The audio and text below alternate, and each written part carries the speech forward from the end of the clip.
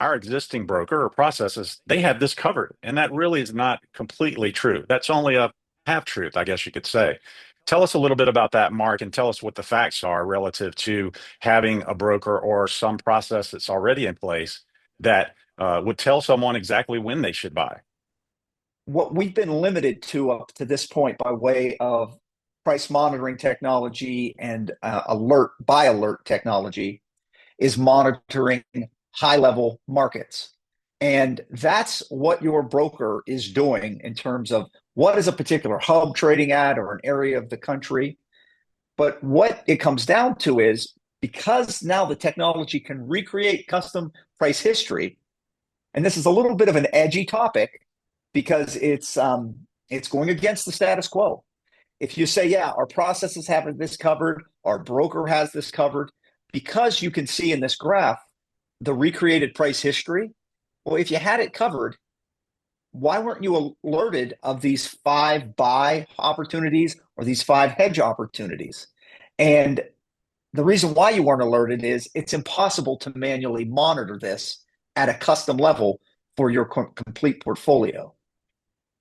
So, are you telling me that, as an example, if I wanted to be able to get these prices, and we're looking at a graph that has 5 price marks that this potential or this client missed, um, they wouldn't know about these 5 pricing or prices on those days unless they had custom monitoring in place. That's correct. And not just custom monitoring, but custom monitoring coupled with, and here's the important part, the recreated price history. Because let's think about that. What we're not talking about, so this is what this is not, is predicting the future. So on this graph, you are literally seeing that was created in seconds, pricing as though you refresh this custom load. And in this case, it's a PSEG facility, which is in New Jersey, and it has a June 25 start with a 12-month term. And this is as of the date of March 27 earlier this year. So you're looking at that forward market. The only way to recreate this graph without the technology is to go out to the supply base and get manual refreshes. So now that you can instantly recreate it and now see it, you can realize at this point in this exact example, as we said on March 27th, the pricing is at $53 a megawatt hour.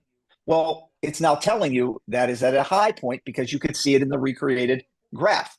But more importantly, you can now see low and high points that are reoccurring where the wholesale pricing is clearing for that specific start month, June 25, that specific forward term, 12 month, that specific profile. In this case, I believe it's an office or city hall for this particular PSEG facility. Interesting. And what you have here, Scott, and it's a great point, and I want to be the contrarian in the conversation as well. You'd say, oh, this is all well and good. This is all historically in the past. Now, what do you want me to do with it? Well, now that you see this, you can set low, in this case, a low trigger. I think that says around $41, $42 a megawatt hour, Yeah, because you could see 4182. how, yeah, you could see how it bounces off of that price point 5 times. So if we go back in time and say we had the technology 3 years ago, well, maybe we wouldn't have even set the alert at $42 on that first dip that's, around February 2023.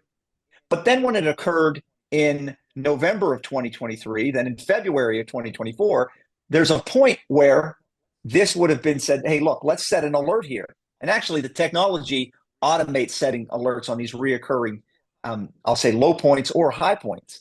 But then when it happened again, say for the 4th and 5th time, you would have been alerted. You would have seen this is the 4th or 5th bounce off point. And at the very least, you may have locked in a percentage of your load and saved or avoided that $170,000 a year increase.